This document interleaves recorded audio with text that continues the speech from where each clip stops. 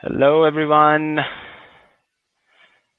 Let's just wait for people to start dropping in and then let's begin.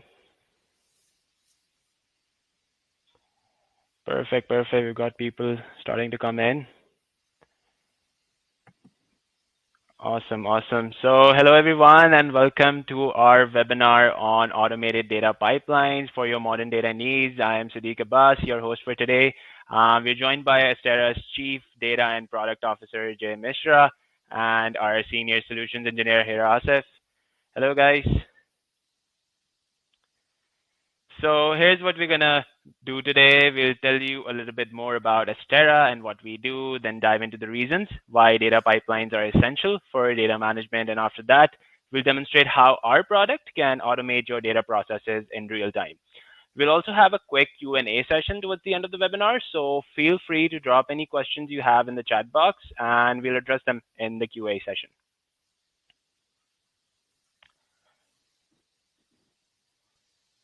So let me start by telling you a little bit about Astera. Astera has been one of the leading providers of data management solutions for over a decade now. We're a global company with over 500 enterprise customers, including Fortune 500 companies, and we continue to grow and expand rapidly because our focus remains on serving our customers. Essentially, what we do is that we help you get more from your data with less of your time. We provide no-code ETL and data processing solutions that can easily be used by anyone, regardless of your technical expertise. Moving on, we have a little something for all of you guys here that have joined in.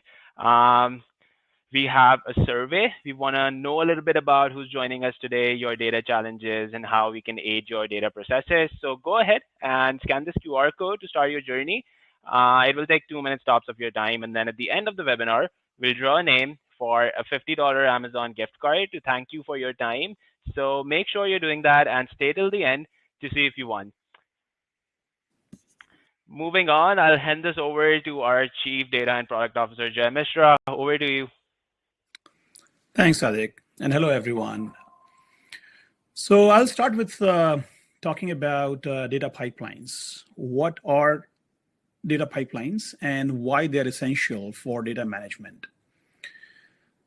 So think of data pipeline as a pipeline that brings your data from your source all the way to a different destination. And along the way, we apply different logic to sometimes transform your data, sometimes massage the data, sometimes data quality checks are applied along the way, and it delivers at the end of the pipeline a quality data set that is used by your downstream processes. Sometimes it is used for analytics purposes, such as forecasting for future, or it could be for compliance purpose, or it could be for sending this data to another application. So for various needs, pipeline is going to be needed to fetch data from the sources and bring it to the destination. Now, a data pipeline conceptually has been around as long as the data has been around for decades. But the way it was built was primarily a combination of SQL and code, sometimes scripting. And that's how the data pipelines were built. Fast forward to 2025, and we have modern data pipeline builders like Astera that can automate a large portion of it, if not all of it. And that means basically we are able to fetch your data from your source, irrespective of the type of source you have and irrespective of the structure of your data. So the first step essentially is to locate your data wherever it is. And it could be in cloud, it could be on-premise, it could be a file, such as a simple Excel file, or it could be a more complex PDF document with the headers and footers and a large report in a PDF. That could be your data source. Or it could be an API call to fetch data from another application. So the step one is to use these connectors to go to your source and fetch the data. And then once the data is in the pipeline, you start applying logic to transform the data and kind of massage it so that it is in a standardized structure that can be consumed by the downstream processes. So the pipeline from the left to right, this is how it moves. First, it goes to the source, fetches the data, kind of takes out the data fields out of it, then starts mapping onto the next step and onto the next step. So pipeline will have typically multiple steps. And the steps, of course, it depends on what you want to do with the data. Sometimes if you want to just transform, you will have transformations. Sometimes you want to apply some data quality checks based on your business rules. So you can insert them in the pipeline. They can become one of the steps in your pipeline. But the goal is that at the end of the pipeline, you want to deliver a quality data set or multiple data sets to your destinations. So this is how a typical pipeline is designed and developed. And with Astera, what we do is we promise that there is no coding, zero coding. It's a completely no-code solution and a drag and drop interface. So you can build the pipeline literally by dragging, dropping different steps and configuring those steps and testing along the way. So it is completely a UI where each step you build, you can click and check the work. You can see the data at that point in the pipeline, how it looks like. And you can build the entire flow from the beginning all the way to the end. The best part is that it is a self-service data access, as in you can, as a non-programmer, even if you are programming background, if you have programming background, that's good. But even if you don't have a programming background, let's say that you are a power user of Microsoft Excel, with that kind of technical proficiency, you should be able to build your pipelines, test it, deploy it, maintain it. So it's an end-to-end solution for data ingestion, transformations, and loading. And we have prepared a demonstration of our pipeline using a simple scenario. And the use case is like this, what you see on the screen. It's a very simple workflow. And the pipeline is designed for the scenario. And let me go a little bit deeper into the business side of it. And let me actually show you some sample data. So let's assume that we are working with a healthcare provider. They have multiple locations. Let's say one location is in Tampa, Florida. Another location is in Orlando, Florida. And these two locations, they have their own system of sending clinic discharge reports for patients. So, of course, each patient will have their own history and the data, and each hospital has their own system. And sometimes it depends on who is sending the data. So they have different structures. But when it comes to the centralized location, they need to process all the data and put it into a centralized repository. So, of course, it's a very simple scenario, and you can apply it to any vertical. It is not tied only to healthcare.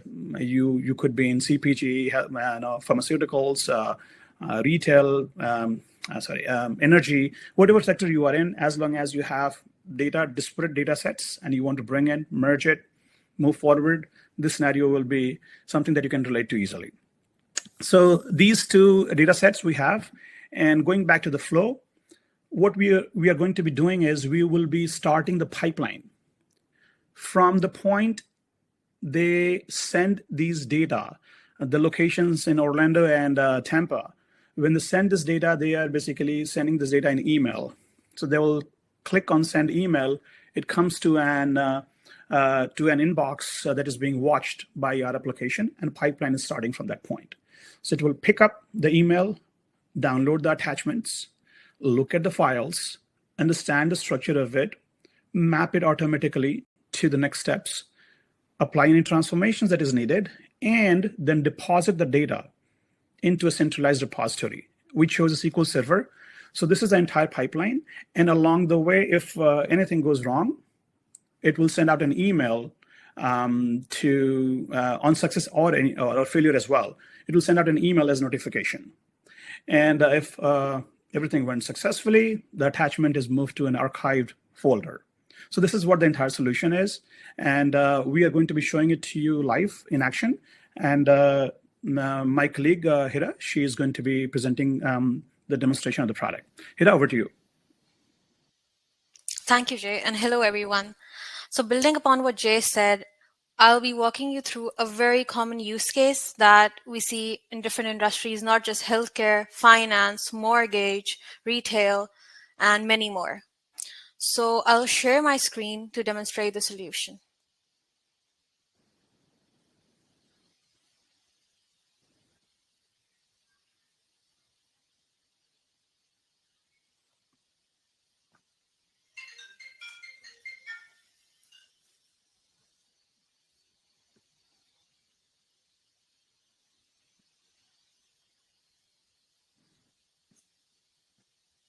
Is my screen visible? Yes. So we'll approach this demo in two parts. First, I'll walk you through what an automated data process looks like once it's set up in Astera and running, which means how the user experiences a streamlined workflow with accurate, structured, and data that is readily available. Then I'll take you behind the scenes to show you how easy it is to design and build this automation in Astera with no coding required. So this process starts with monitoring an email inbox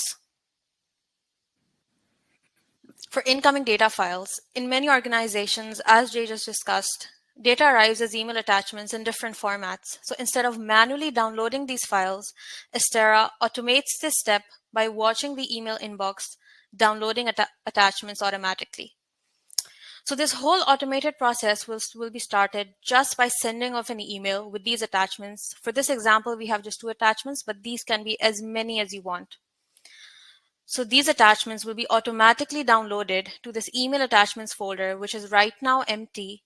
And once these files are processed, transformed, matched with different sources, and logged for errors, these will be moved to the processed files folder, which is also empty right now.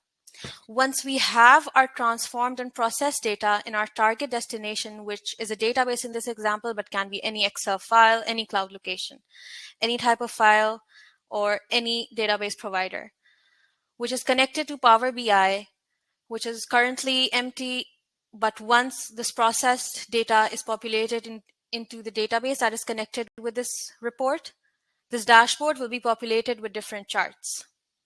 So let's see how this looks in action.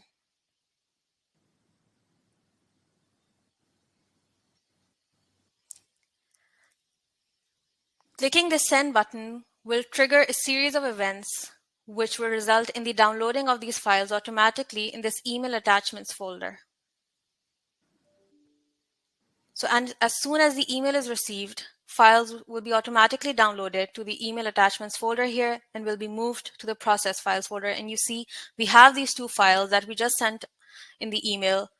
And in a couple of seconds, they're processed and moved to the process files folder. So this is a very fast and efficient process, which just takes a couple of seconds to extract the data, process the data, save it to the target destination, and integrate it with any visualization tool you're connected to. So once we refresh this Power BI report, our charts will be populated with the data that was there in the files, in the Excel files, in the CSV files we just sent as attachments to an email. And we have processed the data, created charts we can see on this visualization board in a matter of seconds. So let's take a step back and see how this process is designed behind the scenes.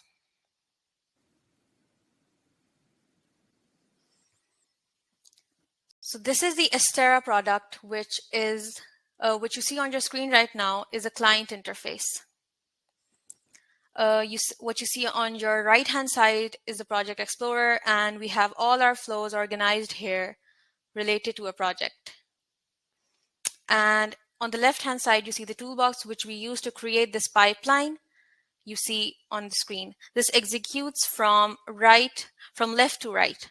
So we just saw we sent email with some attachments, and this is the first task of this data pipeline. We move on by sending those files to the smart ETL process, which is responsible for transforming the data, performing any cleaning, any standardizing, and once that is done, matching with any other sources such as databases, matching patient records with provider details.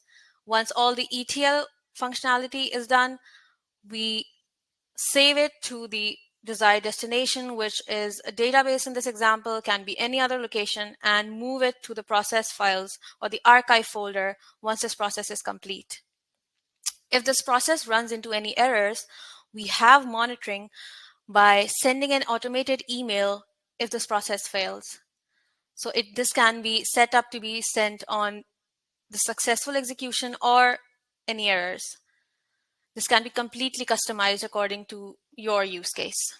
Now, moving on to the ETL process where we are transforming the data, let's take a look at that. So this is a smart ETL process, and the process starts with getting the email attachments and extracting data out of it. So the system intelligently maps incoming data fields to the target schema fields, ensuring consistency. The smart object source that you see here, this is responsible for automatically detecting and extracting data from various file formats and layouts. So it eliminates the need of manual field mapping by intelligently identifying structures and aligning them with the target schema. It can match incoming file layouts to your preferred target schema, which in this example can be this one. And using it performs this automatic and smart mapping using exact field matching or semantic matching powered by AI. And you can also define a synonym dictionary, which means a custom mapping guide provided by you, ensuring seamless data ingestion for further processing. You can also enrich your data by connecting to different data sources, different databases, any external sources. And in this example, we have the provider's database. Once we enrich our data, connect our data, match our data, we can send it to a standardizing and validating process, which is responsible for cleaning your data, standardizing it in the required or the desired format, and then also checking for any errors, any business rules you want to apply on your data while it is processing. You can do that here. You can easily add your validation checks, and it will note all the errors that do not comply with the business rules, and it will save them in a log file. Now, the clean error-free data will be saved to a database destination, and we're using a database destination for this example, but it can be any destination of your choice. We have a toolbox on the left that we use to create this diagram, create this pipeline, and we have connectors for multiple sources, destinations, and you can make use of that to create this pipeline. So we also have a job monitor feature, which helps us monitor the progress of our job. So it is like a control center for your data workflow. It shows you a live dashboard of all running and completed or failed jobs. So you always know what's happening in your data pipeline. So if I click on a job here and I want to see the progress of that job, the sequence of the events that followed when this was first triggered, it gives you a step-by-step view of your workflow is running, of how your workflow is running. You can see exactly where the data is, for how long the process is, and if there are any errors that need attention. So you see it has logged the errors in our initial files that we sent through email, and you can see it has passed the validation checks that we had set, and we have all of these errors getting saved in an error log file, which you can email to yourself. And we can also see how the data was smartly mapped from the incoming layout to the target layout. So it does not matter if the field names are the same of the target layout and the incoming layout. Our smart document source can automatically and intelligently map data fields by semantic closeness.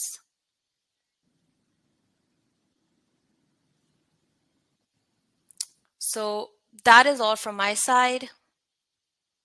Thank you.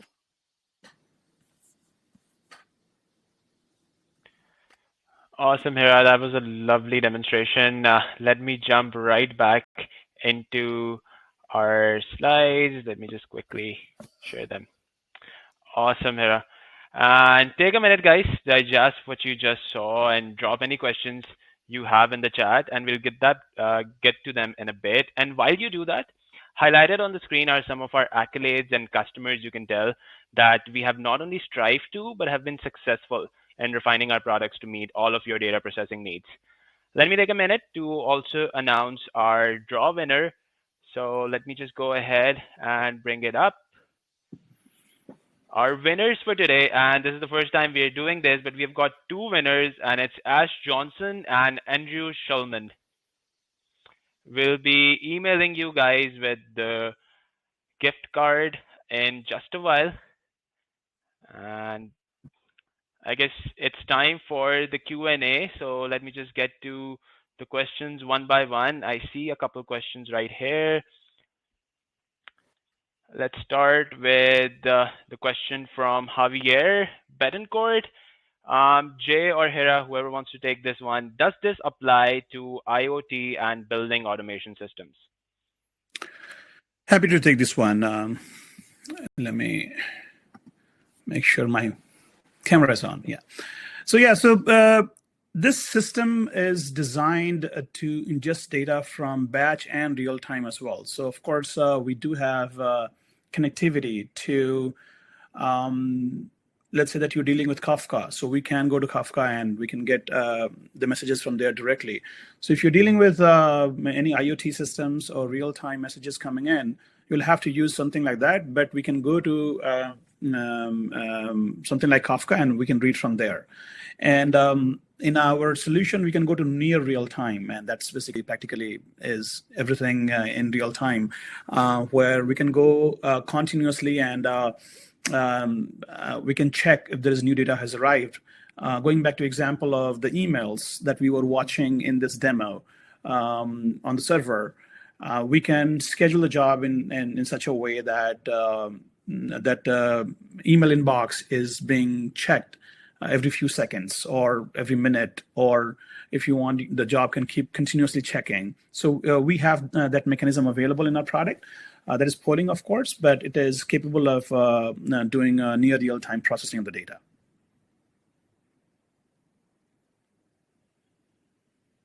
Awesome. We've got more questions coming in, but let's jump to the other winner, Ash Johnson. Does Astera support real-time data streaming, or is it primarily for batch processing?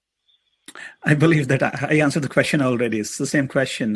Unless if you have any follow-ups, Ash, please feel free to type in the questions. Perfect. We've got one more question from Janice. Are you able to set criteria to only download email attachments from certain senders, file types, file names, etc.?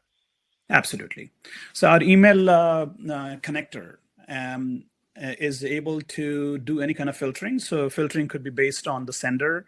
It could be based on the subject line, very common, by the way. And also we see that there is a mechanism we use, and just keep in mind that this is one solution that we designed for showcasing the functionality. There's so many different ways to use the same functionality.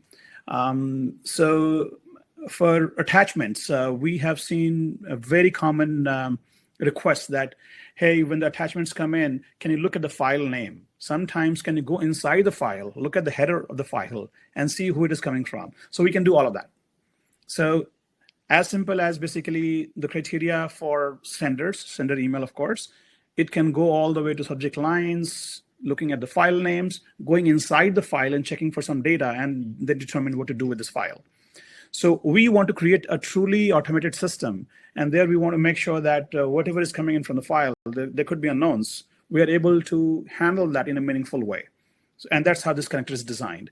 And it is not only email attachments. We do have connectors that can go to FTP locations, SFTP that is.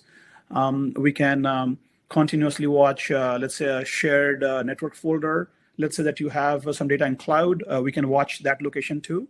So let's say that you have an Amazon S3 bucket, and that is what you have designated as a hot folder for your users. As long as they drop a file in there, we will automatically pick it up. So we have various mechanisms similar to this, where we can watch an external source sending us data and watch it live. Awesome. And Jay, we've got lots of questions coming in. We've got another question from Srilal Surana, but it's a similar question. He first asked about real-time and streaming process. I guess we've already gone over that, but he also mentioned, does it support event-based execution, for example, file arrival? Yes, absolutely. That's exactly what I described. So file arrival is going to trigger a job. That is a very common flow. So a file arrival can trigger the job, and you can, in the context, you can pass on the file that just came in and process it the way you want. In fact, there is a very common architectural pattern where we call it a bag semantics, where imagine that there is a place, it's a bag of files coming in of different types. And our watcher is going to go inside that location, scan the files, and figure out what kind of file it is. One simple example could be that you have invoices coming from different customers. So it can automatically figure out which set of invoices are from which customer and process them using a different pipeline. Also, let's say that one day someone drops a purchase order in there. So it has mechanism to figure out, hey, this new file is a purchase order, not an invoice. And therefore, it's a different path altogether. So you can do all that. Awesome. We've got a question from Richard Springer. If we receive multi-page documents and not every page is formatted the same, or sometimes there are 3 pages or sometimes 5 pages, will that throw Astera off? No. So the way we look at the document processing, it is based on 2 parts. The first one is what we call template-based extraction, and that is let's take an example of purchase orders. Now, purchase orders, we know that it is going to have a header, it is going to have multiple line items, and line items could be 5, 10, or it could be 100. And then there's going to be footer, it's going to have some information. So the length, you can have 1 page, you can have 2 pages, the PDF can span across 10 pages, no problem at all. So as long as the structure is consistent, as in it has a header, it has all the line items in the middle and the footer at the bottom, it's fine, no problem at all. Now, sometimes we have seen that there are multiple PDFs kind of stitched together in one large PDF. So there also we have mechanism where we can kind of split it into multiple PDFs, because let's say that you attach a financial report and underneath you have let's say appendix. That appendix needs to be processed in a different way. Sure, you can create 2 different PDFs using our own built-in features and process them in separate ways. Awesome. We've got a question from John. Similar question. Is the data processing feature able to extract and consolidate data fields that are split between page breaks or variable in length? Yes, absolutely. This is a feature that we actually added to our product in response to a customer request several years ago. So we have seen that when your data is split across pages and there is a footer in the middle and the header, of course, at the top. And we want to keep reading as if a human is reading. So we have done that. That is supported with built-in features. Awesome. We've got another question from Srilal. Is data processing happening in partitioning and parallelism manner? So I guess he's asking about if it's working in parallel. Absolutely. So we do have parallelism built in, and it depends on to what extent you want to go with the parallelism. We do support running multiple jobs in parallel. Inside the job, you can have loops that can make it parallel, or inside the job or inside one document also, you can have multiple threads working on it. So we have several levels of partitioning and threading available, and it just depends on your use case. Awesome. And another question from Silal is automated data validation and profiling supported? Yes. So data validation and profiling. Profiling, of course, is standardized. It looks at your data set and it can tell you you can ask a lot of questions and it'll tell you. Mostly, we have seen the most common request or asks would be to figure out which columns are completely empty or sparsely populated, null values, blank values, sometimes duplicate values, sometimes more advanced options such as, hey, what is the average value of this column, mean, median, mode, standard deviation, all that. So those are all supported. Those are built in. And for data quality, of course, you can write your own business rules and apply them wherever you want. We have AI-based features that can suggest actually that what the business rules will be applicable to your scenario. Awesome, awesome. And we've got lots of questions coming in, so guys, just hold on and I'll get to yours as well. But for now, let's see Tad's question, which is, can Astera scan the emails as well as the attachments? Can you repeat that? I didn't catch that. So Tad is asking if Astera can scan the emails as well as the attachments. So he's talking about the email body itself. Oh, yes, of course. So we have an email object. And in the demo, if you recall, we have this pipeline. And from the toolbox, you can drag and drop an email object, configure it to point to your email server with your credentials. And as soon as you click OK, you will be able to expand the box. It will show you all the constituents of the email, such as the email header, email body, attachments, and what is text in there and all that, and you can process it the way you want. And one interesting question from Fani Kiran is, does it integrate with our ERP solution, which in her case is NetSuite? Yes, so we do support connectivity to many ERP and CRM solutions out of the box. And we have some native connectors and some are based on the APIs. So our API connector is pretty strong. What we do is we again give you a drag and drop interface as long as you are able to configure your APIs in one go. And once you have done that, all your APIs appear as basically kind of a drag and drop manner. You can drag and drop, and let's say it's a get API, it'll show you as a source. And it will do all the processing of fetching data and parsing it, and it will give you the data points that you can map to the next point and next step.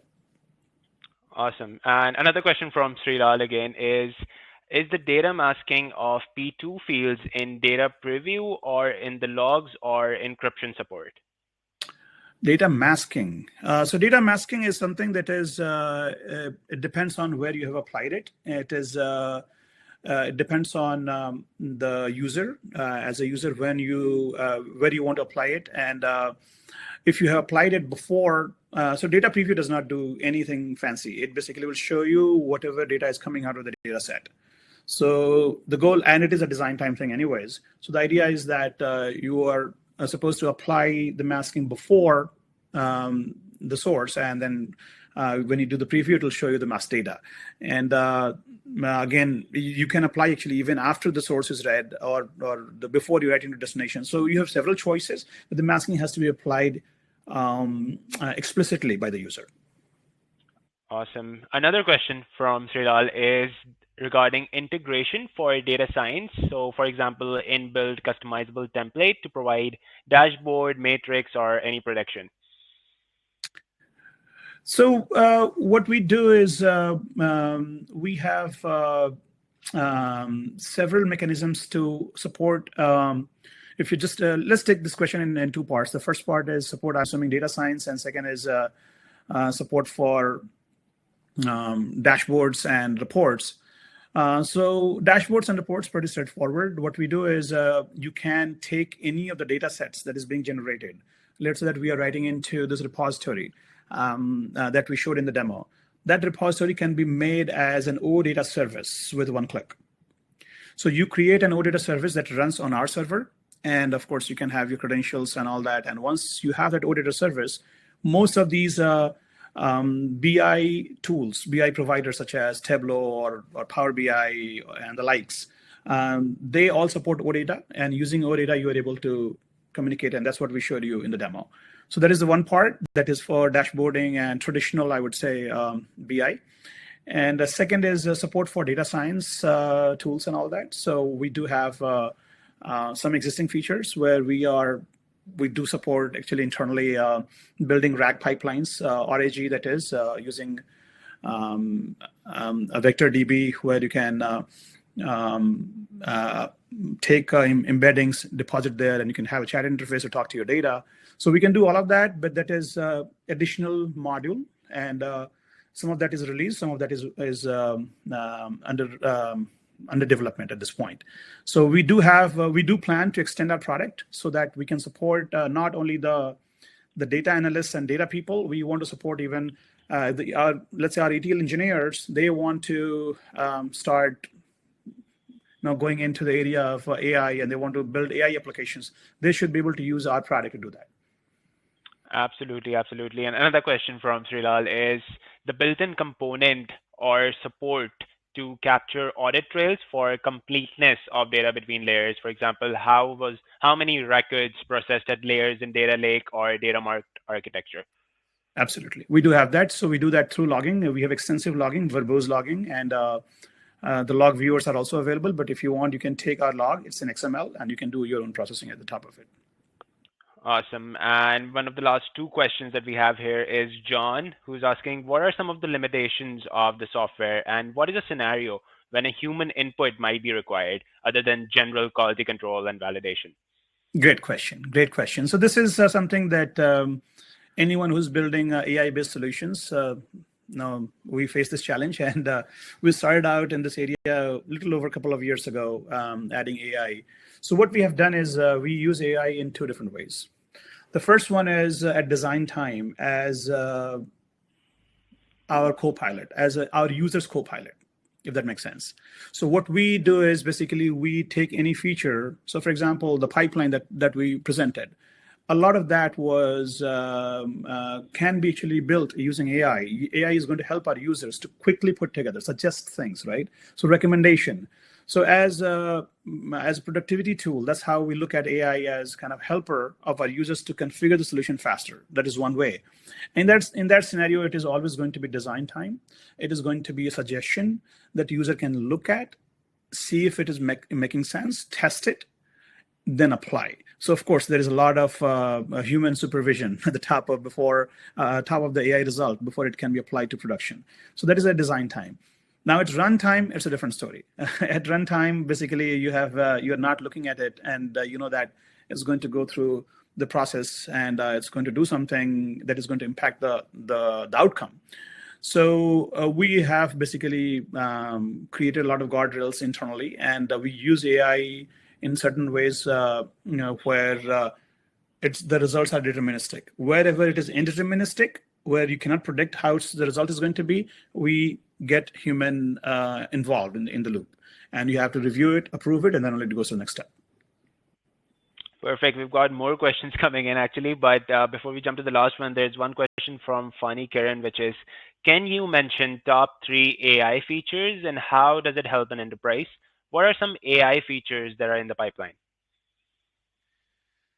All right, that's a great question. So the top, and that is, of course, it is my opinion. Of course, if you ask my colleagues, they will have different answers. The one that I like the most is when we are looking at building extraction templates for PDF documents. So let's say that you have a financial report, and we had this feature for over 8-9 years now, where you can build the template where you can specify the patterns, the keywords using which it searches the document and finds your data fields. But to put together this template, it takes time and effort, and it's an iterative process. What we have done is we have applied AI to suggest the template for you. So it'll do all the work for you in one go. With one click, it generates the entire thing. You check. And mostly it is about 80-90% accurate. And then whatever the gap is, you fill in that gap and you get going. So that is one that I like. And second is this semantic parsing and semantic matching of the data. That is also very, very powerful. So we had heuristics-based parsing and matching, but now we turn it over to AI and does pretty good job. So if your document changes slight bit, let's say that in place of customer ID, they're calling it just ID, or names are changed. So AI can look for semantic closeness automatically and figure out and do the mapping, pull the right data and all that. So that is smart sources, smart mapping. That is my next favorite. And then there is another one where we can have a chat interface where we can, in natural language, we can speak with the product, if you will, and it can suggest how the pipeline can be built. So this is something that is still under development, and so these are the three features that I would say would be the top three for me. We have many other features. We are adding these AI features throughout the product, and also we are building, of course, direct AI features like AI applications that you can build using our product. That is an extension of our product. So you should be able to build AI agents inside our product that are focused on data. Awesome, awesome, awesome. We've got more questions coming in, Jay. We're going to be here all day. But another question is from Srilal, which is automated rejection or reprocessing handling, for example, storing rejected records, say lookup not matched in a separate file or table, then reprocessing it in one new configuration. Is that available? Yes, so the way that is exception handling. So the way it works is it is not dynamic. It is going to be configured as a user in the pipeline. So in the pipeline, you can configure that if there is a rejection of the record that is happening, what do you do with that? So you can create, for example, one very common architectural pattern is to create a separate stream for the bad records. Let's say that the records being rejected, being written into another database or another file. And along with that, we create another log file. So a log file along with rejected records, and maybe we have another step that takes these two as an attachment and sends you an email. So that's something that you can easily implement. So the point is that you can configure the exception handling inside the pipeline, and it depends on to what extent you want to go and what kind of automation you want. Awesome. And Srilal also wants to know about the API connectivity, for example, sending notification or calls to Teams in case of a job failure. Absolutely. You can do that. Perfect, perfect. And the last question, and this is quite interesting, is Janice's, and she's saying that I spend half of my time notating files rather than the real work, which takes place mostly by email, sometimes phone. Would Astera be able to automatically notate my CRM, which is fourth, in the correct file and subfile with activity from Outlook? Doing the same thing from VoIP recordings would also be amazing. Janice, I love this question. This is something that everyone wants, and we are moving towards that. We don't have that functionality yet, but we have multiple features in pipeline that are kind of gearing us towards that future where what you're talking about. We will be there. That is in our pipeline. That is in our roadmap. We want to get to that point where we are able to automate. That's where Astera is all about automation. We want to automate the data workflows. That's what we look ourselves as. This is what our motto is. This is what our goal is. And till like a couple of years ago, what you're just describing was not even possible with the tool sets we had. But now we do, and we are working towards building the AI agents using kind of a data AI agents, if you will, and that will be able to do a lot of what you're describing. Awesome, awesome. So that brings us to the end of the Q&A session. For the people who want to take some time to absorb and think over how our product best suits you, you can save this QR code to get to our contact us page. We can arrange a brief consultation session with you to discuss your use case in detail and identify what you require from us in a more tailored, personalized manner. And if you have any other questions, feel free to reach out to us through our contact us page. And yeah, awesome. Thanks for taking the time out of your busy Thursday for us. And please reach out to us if you have any more questions. Thanks, Jay. Thanks, Ira, for a wonderful demonstration and for answering these questions. And yeah, thanks everybody for joining in. Thank you, everyone. Perfect. Bye-bye.